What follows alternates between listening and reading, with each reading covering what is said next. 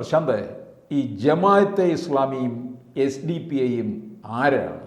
ഇവർക്ക് കേരളത്തിലെ രാഷ്ട്രീയം അത്ര കാര്യമായിട്ട് കയറി നിയന്ത്രിക്കാൻ പറ്റുമോ? അവരിപ്പം ലീഗിനെ അങ്ങ് വിഴുങ്ങുന്നു എന്നുള്ള രീതിയിലാണ് CPM-ൻ്റെ ആരോപണം ഉയർന്നിരിക്കുന്നത്. എനിക്കറിയത്തില്ല, പക്ഷേ ഇപ്പോൾ എല്ലാവരും പറയുന്നത് ഇവരെ ആണ് കേരള രാഷ്ട്രീയത്തെ നിയന്ത്രിക്കുന്നത്. ഇവർ കേരള രാഷ്ട്രീയത്തെ നിയന്ത്രിക്കുന്നു, അവർ ലീഗിനെ നിയന്ത്രിക്കുന്നു, ലീഗ് UDF-നെ നിയന്ത്രിക്കുന്നു എന്നൊക്കെയാണ് ഇപ്പോൾ പറയുന്നത്. അതിപ്പം പ്രധാനമായിട്ടും CPM-ൻ്റെ ഭാഗത്തു നിന്നാണ് ഈ പറച്ചിൽ വന്നിരിക്കുന്നത്. അപ്പം CPM-ൻ്റെ ഭാഗത്തു നിന്ന് ഈ പറച്ചിൽ വരുമ്പം കോൺഗ്രസ് പല ഘട്ടങ്ങളിൽ തിരിച്ചു പറഞ്ഞതെന്ന് പറഞ്ഞാൽ നിങ്ങളുടെ ഭാഗമായിട്ടാണല്ലോ ഇത് വളരെ കൂടുതലായിട്ട് നിന്നിട്ടുള്ളത്. മുസ്ലിം ലീഗാണ് പറയുന്നത് ഞങ്ങൾക്ക് ഇവരുമായിട്ടൊന്നും ബന്ധമില്ല, ഞങ്ങൾക്ക് SDP-യെ വേണ്ട, ഞങ്ങൾക്ക് ജമാഅത്തെ ഇസ്ലാമി വേണ്ട, ഞങ്ങളതിൻ്റെ ഭാഗമല്ല, ഞങ്ങളെ എന്നും അത് എതിർത്തിട്ടേ ഉള്ളൂ. ഇവരെ ഇത്തരത്തിൽ പ്രൊമോട്ട് ചെയ്തുകൊണ്ട് വന്നതും ഇവർക്ക് സ്ഥാനമാനങ്ങൾ കൊടുത്തതും ഇവരെ കൂട്ടി പഞ്ചായത്ത് ഭരിച്ചതും ഇവരെ കൂട്ടി മുനിസിപ്പാലിറ്റി ഭരിക്കുന്നതും ഇവരെ കൂട്ടി ഭരണ സംവിധാനങ്ങൾ അലങ്കരിച്ചിട്ടുള്ളതും CPM ആണെന്ന് ലീഗ് പലവട്ടം പറയുന്നുണ്ട്. പക്ഷേ ഒരു കാര്യം നമ്മൾക്ക് വളരെ കൃത്യമായിട്ടും വ്യക്തവുമായിട്ട് നമ്മൾക്ക് ബോധ്യപ്പെടുന്നത്, ഇപ്പോൾ സാറായാലും രാഷ്ട്രീയത്തിനകത്ത് ചില കാര്യങ്ങൾ നിരീക്ഷിക്കുന്ന ആളാണ്, നമ്മളും ഇതൊക്കെ കണ്ടുകൊണ്ടിരിക്കുന്നതാണ്. ഇപ്പം ഈ ഗോവിന്ദൻ പറയുന്നതിനകത്ത് അല്പം കാര്യമുണ്ട്. അത് ഗോവിന്ദൻ പറയുന്നതും CPM പറയുന്നതും എന്തുകൊണ്ടാണെന്ന് ചോദിച്ചാൽ എനിക്ക് കിട്ടാത്ത മുന്തിരി പുളിക്കും എന്നുള്ള കാര്യം ഉള്ളപ്പോഴും യാഥാർത്ഥ്യം അത് തന്നെയാണ്. പലവട്ടം പുറകെ നടന്നു, പല വഴിക്ക് നടന്നു, പക്ഷേ വോട്ടിംഗ് പാറ്റേൺ പരിശോധിച്ചപ്പോൾ ഈ വഴിക്കെല്ലാം അവർ എത്ര പുറകെ നടന്ന് സംസാരിച്ചിട്ടും എത്ര പുറകെ നടന്ന് താങ്ങിയിട്ടും എത്ര ഹമാസ് റാലി നടത്തിയിട്ടും വോട്ട് ചെയ്യുന്നത് ഇവിടുത്തെ കോൺഗ്രസിനും UDF-നുമാണെന്ന് തീരുമാനിച്ചുറച്ചതുപോലെ അവർക്ക് കഴിഞ്ഞ ലോകസഭാ ഇലക്ഷൻ കൂടിയും കൂടെ മനസ്സിലായപ്പോഴാണ് ഈ മാറ്റം വന്നത്. പക്ഷേ ഈ വയനാട് ഉപതെരഞ്ഞെടുപ്പിൽ സമയത്ത് പിണറായി വിജയൻ അവിടെ പ്രസംഗിച്ചപ്പോൾ ഇതേ സ്റ്റേറ്റ്മെൻറ്റ് പറഞ്ഞതാണ്. ഈ ജമാഅത്തെ ഇസ്ലാമിയുടെയും SDP-യുടെയും പിന്നെ സ്വാധീനം ഇവിടെ ലീഗിനകത്ത് ഉണ്ട് എന്നുള്ള. ലീഗിനകത്ത് ഉണ്ട് എന്ന് പറയുന്നതിന് കാര്യമെന്ന് പറഞ്ഞാൽ ഒരു രാഷ്ട്രീയക്കാരന് അതിൻ്റെ പൾസ് മനസ്സിലായി. പല ഘട്ടങ്ങളിൽ രഹസ്യമായിട്ടുള്ള ചർച്ചകൾ നടക്കുമല്ലോ. ഇതുപോലെ ഔട്ട്ഡോർ ചർച്ച എന്ന് പറയുന്ന പോലെ ഈ രാജ്യങ്ങൾ തമ്മിലുള്ള നേരെയുള്ള രാജ്യങ്ങൾ തമ്മിലുള്ള ചർച്ചയുണ്ടല്ലോ. ഇപ്പം നേരെയുള്ള രാജ്യം മുസ്ലിം ലീഗുമായിട്ട് വേണമെങ്കിൽ CPM-ന് നേരെ ചർച്ച നടത്താം, അല്ലെങ്കിൽ വേറെ അതിനകത്ത് ഘടകകക്ഷികളായിട്ട് നടത്താം. ഈ ഔട്ട്ഡോർ ചർച്ച എന്ന് പറയുന്നത് എന്തുവാ? ഇതിനകത്ത് ഈ SDP-ക്കാരൻ, ലോകത്തെ എല്ലാവരും അംഗീകരിച്ചിരിക്കുന്ന ഭീകരവാദി സംഘടന അല്ലെങ്കിൽ കൊള്ളില്ലാത്ത സംഘടന, PFI-ക്കാരൻ, ഇതുപോലെ ഭീകര പ്രൊമോട്ട് ചെയ്യുന്ന സംഘടന, അപ്പോൾ അവരുമായിട്ടുള്ള ചർച്ച ഒരു രാഷ്ട്രീയ പാർട്ടി, പ്രധാന മെയിൻ സ്ട്രീം വയ്ക്കുന്ന രാഷ്ട്രീയ പാർട്ടി നേരിട്ട് നടത്തുന്നില്ല, രഹസ്യമായിട്ട് നടത്തും. രഹസ്യമായിട്ട് നടത്തിയപ്പോൾ ആ ചർച്ചയ്ക്കകത്തൂടെ ഒരുപക്ഷേ ഞാൻ ഉദ്ദേശിക്കുന്നത് ഈ പിണറായി വിജയൻ എന്ന് പറയുന്ന നേതാക്കിനും അവരുടെ നേതാക്കന്മാർക്ക് മനസ്സിലായി കാണും, അവർ നോ പറഞ്ഞു കാണും, നിങ്ങൾക്ക് വോട്ട് ചെയ്യാൻ സാധ്യതയില്ല, അതുകൊണ്ട് മുന്നേ കൂട്ടി ഈ പറഞ്ഞത് വയനാട് ഇലക്ഷൻ സമയത്ത് എറിഞ്ഞതാവുകയാണെന്ന് നമുക്ക് വിചാരിക്കാം. അപ്പോൾ സംഘപരിവാർ പറയേണ്ട കാര്യം തന്നെയാണ് ഇവിടെ CPM ഇപ്പോൾ പറയുന്നത്. ആ സംഘപരിവാർ പറയേണ്ട കാര്യം പറഞ്ഞില്ലെങ്കിൽ ഈ പറയുന്നത് പോലെ അവർക്ക് ഈ പുറകയിൽ നടന്നപ്പോഴും ഗാസയുടെ പ്രകടനം നടത്തിയപ്പോഴും മുസ്ലിം ലീഗിൻ്റെ ഭാഗമായപ്പോഴും ഇവിടുത്തെ ഈ ഇക്കം നടക്കുമ്പോഴും അവർക്ക് ആ വോട്ട് കിട്ടിയില്ല എന്നുള്ളത് മാത്രമല്ല, അവരുടെ അടിസ്ഥാന വോട്ട് പോയി. അവരുടെ അടിസ്ഥാന വോട്ടെന്ന് പറഞ്ഞാൽ ഈഴവൻ്റെ വോട്ടാണ്. അവരുടെ അടിസ്ഥാന വോട്ടെന്ന് പറഞ്ഞാൽ ഇവിടുത്തെ സാധാരണക്കാരൻ്റെ വോട്ടാണ്. അവരുടെ അടിസ്ഥാന വോട്ട് പരിശോധിക്കുമ്പോൾ ഈഴവനും സാധാരണക്കാരനും പിന്നോക്കക്കാരനും ഒക്കെ ബഹുഭൂരിപക്ഷം വരുന്നത് ഹിന്ദുവാണ്. ആ ഹിന്ദു മാറി വോട്ട് ചെയ്യാൻ തുടങ്ങി. അപ്പം മുസ്ലിമിൻ്റെ പുറകെ പോയി ആ വോട്ട് കിട്ടാതെ വന്നതുമല്ല, തൻ്റെ വോട്ട് ഒഴുകിപ്പോകുന്നു എന്ന് പറയുമ്പോൾ ഇനിയും പറയുന്ന വർത്തമാനം അവരുടെ വോട്ട് അടിസ്ഥാന വോട്ട് നിലനിർത്തുന്നതിന് വേണ്ടിയാവണം. അതുകൊണ്ടാണ് സാറിന് തോന്നുന്നത് ഇത് ജമാഅത്തെ ഇസ്ലാമിക്കെതിരെയും PFI-ക്കാരനെതിരെയുള്ള സംസാരം RSSകാരൻ്റെ സംസാരമാണോ? ആ RSSകാരൻ സംസാരിക്കുന്ന പോലെ സംസാരിക്കണം, എന്നാലേ ഹിന്ദു വോട്ട് നിൽക്കത്തുള്ളൂ. ഇവരെന്തായാലും ഒരു തീവ്രവാദ സ്വഭാവമാണല്ലോ ഇവർക്കുള്ളത്, ജമാഅത്തെ ഇസ്ലാമിക്കും SDP-ക്കും. അതിന് സംശയം എന്തോ തീവ്രവാദ സ്വഭാവം? അപ്പോൾ എൻ്റെ ചോദ്യം ഇതാണ്, അങ്ങനെയാണെന്നുണ്ടെങ്കിൽ ഒരുപക്ഷെ പിണറായി വിജയൻ MP ഗോവിന്ദനും ഇത് പറഞ്ഞുകൊണ്ടിരിക്കുന്നത് ലീഗിനെ ഒന്ന് പിളർത്താൻ വേണ്ടിയാണോ എന്ന് എനിക്കൊരു സംശയം. ലീഗിനെ പിളർത്താൻ വേണ്ടിയാണല്ല, ഇതിനകത്ത് ലീഗിനെ പിളർത്താൻ വേണ്ടിയാണോ എന്ന് ചോദിച്ചാൽ അതിനകത്ത് ഭിന്നിപ്പിക്കുക. ലീഗിൻ്റെ നിലനിൽപ്പെന്ന് പറയുമ്പോൾ ഈ ആ പ്രദേശത്ത് ലീഗിനെ പിളർത്താൻ പറ്റാത്തതിൻ്റെ കാര്യം എന്ന് പറഞ്ഞാൽ നമ്മൾ മനസ്സിലാക്കേണ്ടതെന്ന് പറഞ്ഞാൽ അവിടെ ലീഗിൻ്റെ നിലനിൽപ്പ് അല്ലെങ്കിൽ ഈ ലീഗ് നിൽക്കുന്ന സ്ഥലം അല്ലെങ്കിൽ ലീഗിൻ്റെ വോട്ട് ബാങ്ക് സ്ഥലം, ആ പ്രദേശത്ത് ഒരു അംഗീകാരമുള്ള കുടുംബമാണ് ഈ തങ്ങൾ കുടുംബം എന്ന് പറഞ്ഞാൽ. അതുകൊണ്ട് തന്നെയാണ് ഈ തങ്ങൾ കുടുംബത്തിനകത്ത് ഏറ്റവും മുതിർന്ന ആൾ ആദ്യം തൊട്ട് ഇപ്പോൾ വരെയും ലീഗിൻ്റെ പ്രസിഡൻ്റായിട്ട് വരുന്നത്. ആ ലീഗിൻ അവർ MLA ആവാനോ MP ആവാനോ ഒന്നുമില്ല. അത് ആ കുടുംബത്തിൻ്റെ ഒരു പ്രത്യേകത എന്ന് പറഞ്ഞാൽ ഈ അവരുടെ മുസ്ലിമിൻ്റെ ഇതുമായിട്ട് വെച്ച് നോക്കുമ്പോൾ അവരുണ്ടല്ലോ അള്ളാഹു അല്ലെങ്കിൽ നബിയുടെ അദ്ദേഹത്തിൻ്റെ പാരമ്പര്യത്തിൽ അല്ലെങ്കിൽ അദ്ദേഹത്തിൻ്റെ ഭാഗമായിട്ടുള്ള കുടുംബമായിട്ടാണ് അവരെ അറിയപ്പെടുന്നത്. അപ്പോൾ അവരുടെ വാക്കിനും അവരുടെ നേതൃത്വത്തിനും ഒരു പ്രത്യേക കരിഷ്മ ആ പ്രദേശത്തെ മുസ്ലിങ്ങൾ കൊടുക്കുന്നുണ്ട്.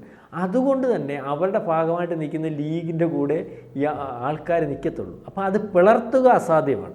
അതിനകത്ത് അസാരസ്യങ്ങൾ ഉണ്ടാക്കി ഈ പറയുന്നത് പോലെ ഈ വോട്ട് മാറ്റി ചില ഈ നമ്മുടെ അൻവറിനെ ജയിപ്പിച്ചില്ലയോ, അല്ലെങ്കിൽ വേറെ ചില സമയത്ത് അപ്പോൾ അതിനകത്ത് കടന്നു കയറി ചില വിഘടനങ്ങൾ ഉണ്ടാക്കിക്കൊണ്ട് പോകുന്നു. നമ്മൾ ഈ പറയുന്ന മാർക്സിസ്റ്റ് പാർട്ടി അതിനകത്ത് കയറിയിട്ടുണ്ട് സാറേ. ഈ ഇവരൊക്കെ പറയുമ്പോഴും രണ്ടാമത്തെ അവിടെ നിൽക്കുമ്പോൾ മുസ്ലിം ലീഗിൻ്റെ കൂടെ ഇപ്പുറത്ത് മത്സരിക്കുന്ന CPM നമ്മളത് മനസ്സിലാക്കണം. അപ്രമാദിത്യം ഉണ്ടെന്ന് പറയുമ്പോഴും അതിൻ്റെ കൃത്യം ഇപ്പുറത്ത് നിൽക്കുന്ന പാർട്ടി CPM ഈ കഴിഞ്ഞ തെരഞ്ഞെടുപ്പിൽ അവിടെ പല ഭാഗങ്ങളിലും BJP ക്യാൻഡിഡേറ്റിന് കയറി വരണ്ടെന്ന് മുസ്ലിം ലീഗ് പറയുമ്പം അവിടെയൊക്കെ കയറി ചെല്ലാൻ പറ്റുന്ന പാർട്ടി CPM അത് നമ്മൾ മനസ്സിലാക്കണം. അപ്പോൾ ഈ കേരളത്തിലാണെങ്കിലും BJP ക്യാൻഡിഡേറ്റ്സിന് പലയിടത്തും കയറി ചെല്ലാൻ പറ്റിയില്ല. താലിബാൻ സ്റ്റൈലായിരുന്നു. ഇവിടെ ഇതിനകത്തൊരു പറയുന്നത് ഈ SDPIയുടെ വോട്ട് നല്ല രീതിയിൽ പാലക്കാടും വയനാടും UDFന് ലഭിച്ചു എന്ന് പറയുന്നുണ്ട്. അവർ ശക്തമായിട്ട് പറയുന്നുണ്ട്. അല്ല സംശയം എന്തോ കാര്യത്തിൽ സാറേ, SDPIക്ക് വിശ്വാസമുള്ള പാർട്ടിയും ജമാഅത്ത് ഇസ്ലാമിക്ക് വിശ്വാസമുള്ള പാർട്ടി UDF കഴിഞ്ഞ ലോക്സഭാ തെരഞ്ഞെടുപ്പിൽ വളരെ പലവട്ടം ഇപ്പോഴത്തെ കോൺഗ്രസിൻ്റെ രാഹുൽ ഗാന്ധി കഴിഞ്ഞാൽ അടുത്ത നേതാവായിട്ട് KC വേണുഗോപാൽ സംഘടനാ സെക്രട്ടറി ഇല്ലേ, ഇടത്തോട്ട് SDPIയായിട്ട് ചർച്ച നടത്തി. പരസ്യമായിട്ട് നമ്മൾ കൊടിക്കുന്ന് സുരേഷ് SDPIയുടെ ബാൻ മാറ്റി കൊടുക്കാമെന്ന് അവിടെ നേതാക്കന്മാരെന്ന് പറയുന്ന വീഡിയോ വിഷ്വൽസ് പരസ്യമായതല്ലേ. ഇപ്പോൾ KC വേണുഗോപാലിനെ പറ്റിയുള്ള ഈ ആരോപണം പല മാധ്യമങ്ങളും പ്രസ് ചെയ്ത്. അതുപോലെ തന്നെ രാഹുൽ മാങ്കൂട്ടത്തിൽ ജയിച്ചതിന് ശേഷം അദ്ദേഹം പോയി ചർച്ച നടത്തി, അദ്ദേഹം പോയി കൂടെ നിന്ന് ഫോട്ടോ എടുത്തതും അദ്ദേഹം പോയി സഹായം തന്നതിന് നന്ദി പറഞ്ഞതും നമ്മൾ ഫോട്ടോയിൽ കൂടി കണ്ടല്ലേ. ജമാഅത്ത് ഇസ്ലാമിയുടെ SDPI അതിനകത്തൊന്നും ആരും അല്ല എന്ന് പറഞ്ഞാൽ ആവാതിരിക്കത്തൊന്നുമില്ല. മാധ്യമങ്ങളിലൊക്കെ പറഞ്ഞു. എനിക്ക് തോന്നുന്നു പിന്നെ ലീഗിന്റെ വോട്ടിനകത്ത് ഭിന്നിപ്പുണ്ടാക്കുക എന്നുള്ളത് തന്നെയാണ് CPM ലക്ഷ്യം. ലീഗിന്റെ വോട്ടിനകത്ത് ഭിന്നിപ്പുണ്ടാക്കുക എന്നുള്ള ലക്ഷ്യമെന്ന് പറയുമ്പോൾ ആ ഭിന്നിപ്പിനകത്ത് ഭയപ്പെട്ടിട്ടുണ്ട് ലീഗ്. ഇനി ലീഗ് ഉണ്ടാവില്ല സാറി പറഞ്ഞാലേ 2026 അധികാരത്തിൽ വന്നില്ലെങ്കിൽ UDFും ലീഗും ഉണ്ടാവത്തില്ല എന്നുള്ള ഭയം അവർക്കുണ്ട്. അതുകൊണ്ട് തന്നെ മാർക്സിസ്റ്റ് പാർട്ടി സാറി ചോദിച്ചതുപോലെ ലീഗിനകത്തെ അല്ലെങ്കിൽ മുസ്ലിങ്ങളുടെ ഏകീകരണത്തിനകത്തോ ഒരു കടന്നുകയറ്റം നടത്തി ആ വോട്ട് സ്പ്ലിറ്റ് ചെയ്ത് അവരാഗ്രഹിക്കുന്നത് പോലെ തിരഞ്ഞെടുപ്പിൽ ജയിച്ചു വരാൻ സാധിക്കത്തില്ലെങ്കിൽ അതവരുടെ നിലനിൽപ്പിനെ തന്നെ ബാധിക്കും. പിന്നത്തെ പ്രാവശ്യം ഇപ്പം എടുക്കുന്ന സ്ട്രെയിൻ മാർക്സിസ്റ്റ് പാർട്ടിക്ക് എടുക്കണ്ട. ഈ വളരുന്ന പുലർത്താൻ. കാരണം ഈ ഒരിക്കലും ഭരണമില്ലാത്ത സംവിധാനത്തിൻ്റെ കൂടെ ആരും നിൽക്കത്തില്ല. അല്ല, ഇടയ്ക്ക് നമ്മൾ ഈ ലീഗ് LDFിലേക്ക് വരും എന്നുള്ള ഒരു ചർച്ചയൊക്കെ നടക്കുകയുണ്ടായി. പക്ഷേ ഇപ്പം 2026 UDFന് അനുകൂലമായിട്ടുള്ള ഒരു സാഹചര്യമാണ് കാണുന്നത് എന്നുള്ളത് കൊണ്ട് തന്നെ UDF അവിടെ നിൽക്കും. അതുകൊണ്ടാണ് അവിടെ ഭിന്നിപ്പുണ്ടാക്കാനായിട്ട് പറഞ്ഞതുപോലെ സാറേ ലീഗിനകത്ത് വളരെ കൃത്യമായിട്ട് ഒരു വിഭജനം ഈ പറഞ്ഞതുപോലെ ലീഗിനെ പിളർത്താൻ പിണറായി വിജയൻ ആദ്യം ശ്രമിച്ചു. കുഞ്ഞാലിക്കുട്ടിയും പിണറായി സഖാവും തമ്മിൽ വളരെ നല്ലൊരു ബന്ധമുണ്ട്. ഇപ്പോഴും ഉണ്ട്, എപ്പോഴും ഉണ്ട്. അപ്പോൾ അത് വെച്ച് പിളർത്താൻ ശ്രമിച്ചപ്പോൾ ഞാൻ ഈ പറഞ്ഞ ഒരു ഘടകമാണ് പിളർത്താൻ പറ്റാത്തൊരവസ്ഥയിലേക്ക് അതിനകത്ത് പോയത്. അതിനകത്ത് എത്ര പിളരാൻ തുടങ്ങുമ്പോഴും അവരുടെ പിളർത്തിക്കൊണ്ട് പോകുന്നവൻ്റെ നിലനിൽപ്പ് തങ്ങളുടെ ഭാഗത്ത് നിൽക്കുന്ന ആളുടേത് ഭാഗത്ത് നിൽക്കുന്നവർക്ക് മാത്രം നിലനിൽപ്പുണ്ടാവുകയും മറ്റേ ഭാഗത്തിന് നിലനിൽപ്പില്ലാതെ വരികയും ചെയ്യുന്ന ഒരു അവസ്ഥ ഉണ്ടാകുമെന്ന് അതിനകത്ത് തന്നെ ഭയമുണ്ട്. അതുകൊണ്ട് ഈ പാർട്ടിയെ പിളർത്താൻ പാടുണ്ട്. അതാണ് പറ്റിയത്. അല്ലെങ്കിൽ എന്നേ പിളർത്തിയാനും കുഞ്ഞാലിക്കുട്ടിയുടെ ഭാഗമല്ലാതെ ഈ പറയുന്ന ET മുഹമ്മദ് ബഷീറും മുനീറും ഷാജിയും ഒക്കെ നിൽക്കുന്ന ഒരു ഗ്യാങ് ലീഗിനകത്ത് വളരെ കൃത്യമായിട്ടുണ്ട്. ലീഗിനകത്ത് വളരെ കൃത്യമായിട്ടൊരു ഗ്രൂപ്പുണ്ട്. അതൊക്കെ നമുക്ക് വളരെ കാലം മുമ്പേ ആയിട്ടുള്ളതാണ്. വളരെ ശ്രദ്ധിച്ചാൽ അത് മനസ്സിലാവുകയും ചെയ്യും. പക്ഷേ ഈ ഒരു പ്രശ്നം ജനം മുസ്ലിം ലീഗിനെ അംഗീകരിക്കുന്നത് മുസ്ലിം ലീഗിൻ്റെ അംഗീകരിക്കുമ്പോൾ ഒപ്പം തന്നെ അതിൻ്റെ ഉത്തരവാദിത്തം തങ്ങൾ കുടുംബമായതുകൊണ്ട് അതൊരു വലിയ വിലയിൽ കാണുന്നുണ്ട്. അപ്പോൾ മുസ്ലിം ലീഗ് പിളർന്നാൽ തങ്ങൾ ഭാഗം ഏത് ലീഗിൻ്റെ കൂടെ നിൽക്കുന്നോ ആ ലീഗേ വിജയിക്കത്തുള്ളൂ. അതുകൊണ്ട് തന്നെയാണ് അത് പിളർത്താൻ ഇപ്പം തയ്യാറാവുന്നത്.